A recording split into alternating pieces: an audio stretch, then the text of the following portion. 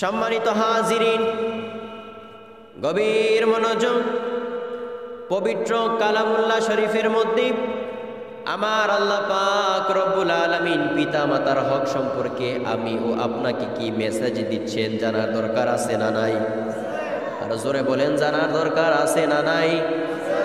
আমার আল্লাহ পাক রব্বুল আলামিন বলেন, ওয়াকাদা রাব্বুকা আল্লা তা'বুদু ইল্লা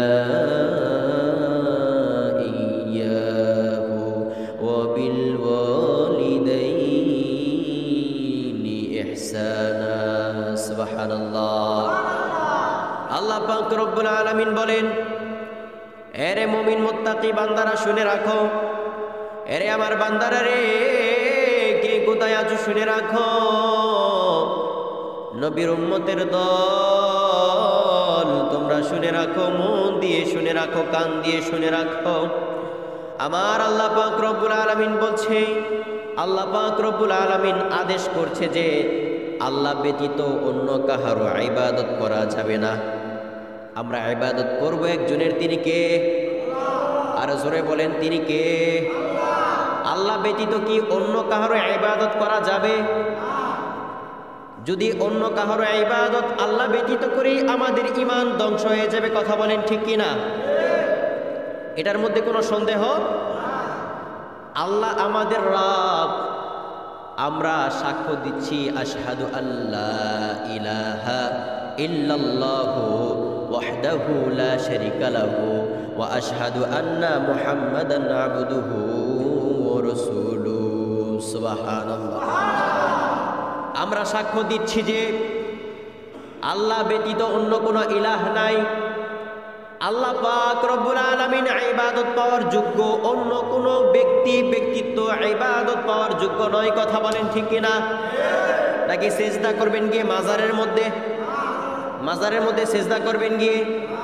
পীরকে সেজদা করবেন গিয়ে? সেজদা করব কাকে? আরো জোরে বলেন, কাকে?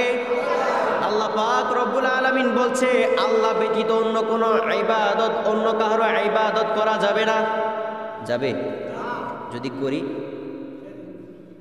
যদি করি আমাদের ঈমান ধ্বংস হয়ে যাবে না? যাবে নি? শিওর ইনশাআল্লাহ?